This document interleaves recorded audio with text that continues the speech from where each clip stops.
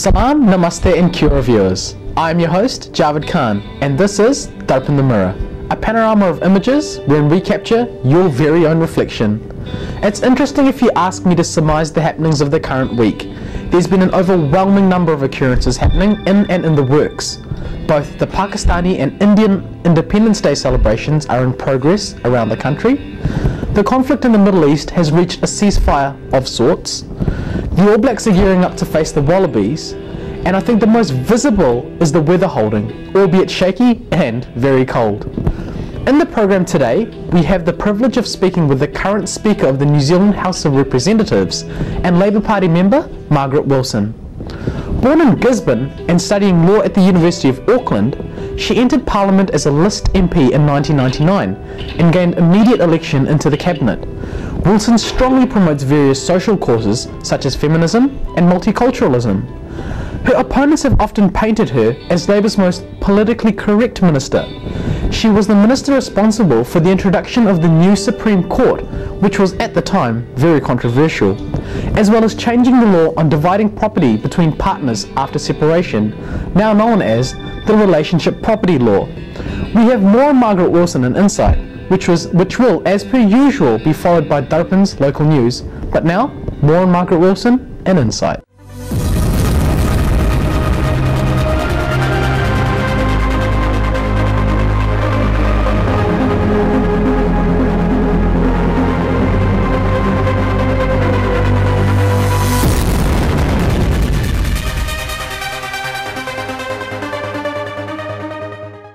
Hi, this is Insight and I'm your host, Judith Quinn.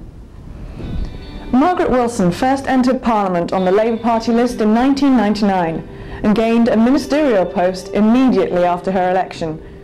Her ministerial positions have included Attorney General, Minister of Labour, Minister responsible for Treaty of Waitangi negotiations and Minister of Commerce. She was elected the first woman Speaker of New Zealand's House of Representatives in March 2005. And was re-elected Speaker in November 2005. Margaret Ann Wilson was born in Gisborne in 1947. She was educated at St Joseph's School and later at St Dominic's College, Northcote and Morrinsville College. Margaret studied law at Auckland University, completing an LLB Honours and Endura First Class. She holds a current barrister certificate of practice. She received an honorary doctorate from the University of Waikato in 2004. After graduation, she worked as a law clerk and barrister and solicitor before teaching at Auckland University. She was appointed as Foundation Dean and Professor of Law at the University of Waikato in 1990. Margaret first entered Parliament on the Labour Party list in 1999 and gained a ministerial post immediately after this election. Other positions held include President of the New Zealand Labour Party 1984 to 1987, Chief Political Advisor and Head of the Prime Minister's Office 1987 to 1989, Law Commissioner 1987 to 1989, Director of the Reserve Bank 1985 to 1989, and Chair of National Advisory Council on the Employment of Women from 1987 to 1991. Margaret was elected Speaker in March 2005. The first woman Speaker of New Zealand's House of Representatives. She was then re-elected in November 2005. Her interests include the visual arts, particularly film, reading, gardening and sport, in particular rugby and cricket. Ladies and gentlemen, the Speaker of the House of Parliament, Margaret Wilson. Firstly, I'd like to say welcome. Thank you. And to ask you... It's a great pleasure to be here, actually. Oh, good. We're glad to have you, so thank you for making the time. It's been a long political journey for you in various capacities, culminating now in being the Speaker of the House of Parliament and the first woman Speaker. How do you feel about that? Well, it was a little unexpected, to be honest. I'd never anticipated being Speaker, but when I had decided I wanted to step down from the ministerial roles and I was approached to put my name forward for Speaker, it seemed to me it was the sort of job in which I might be able to make a contribution, but also I would learn a lot. I'm essentially a lawyer and a constitutional lawyer, and what better way to find out really how the heart of our constitutional arrangements work but to be the Speaker. Do you find the extra pressure being the first woman speaker, do you find that comes with other pressures, like you're having to set a precedent, or do you not actually feel that, and you're just another person doing the job? It's an interesting question. I don't consciously feel it when I'm actually doing the job, and that's, I think, partially because of just the generation of women I'm part of. A lot of us have had firsts in terms of jobs, so you get quite used to everybody predicting your failure before you start, so you sort of don't worry about that too much. I think probably you do bring a different approach, and I think it's unconscious almost, and people's reactions to you, of course, are influenced by that too. My experience has been that most members don't appear to have any problems at all. I suspect there are one or two who do, but that would be the same anywhere. Well, people have problems with people. Absolutely, absolutely, yes. The Speaker in the House wears a black gown, but no longer wears a wig. What, if any, is the significance of the gown, and why has the wig found the rubbish bin? Well, I suppose the wig was, I think it was a Speaker or two before me decided not to wear the wig, and it's just entirely inappropriate as practical working gear, I must say. Not only is it heavy and prickly and hot, also I'm not entirely sure if it really conveys the sort of impression that one wants in a modern parliament. And I guess what Parliament went through was a very similar process that the courts did, as to whether or not wigs and gowns will be used or whatever. But the gown has been retained, and I think that's just a symbol and a mark of differentiation between the role of the Speaker and the role of the members. It's there as a physical and obvious notation. Exactly.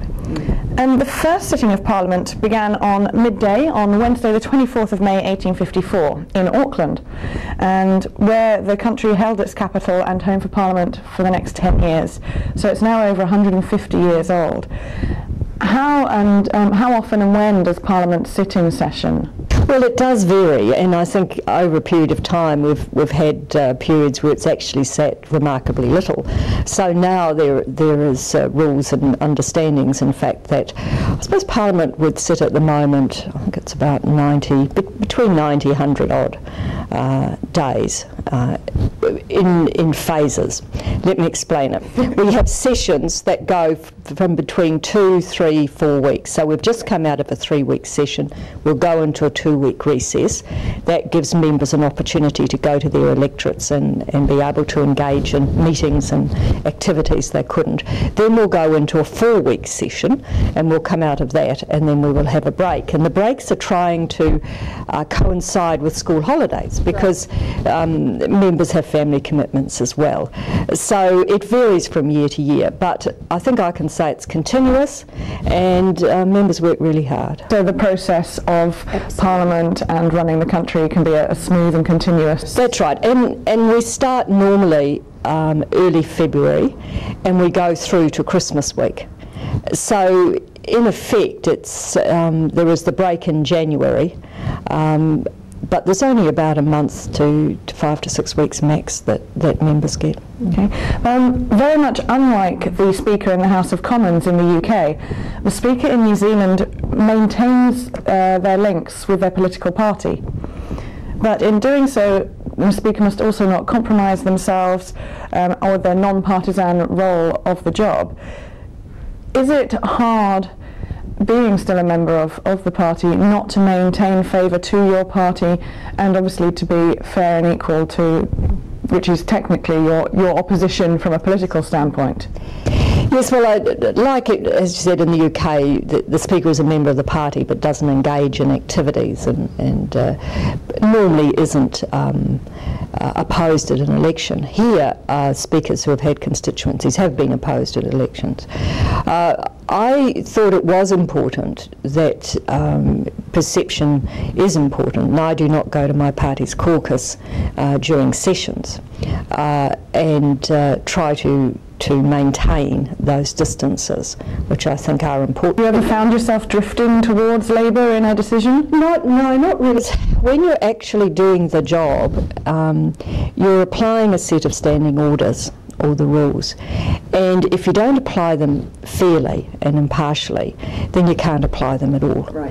And I guess at the end of the day, it's for others to judge how you do that.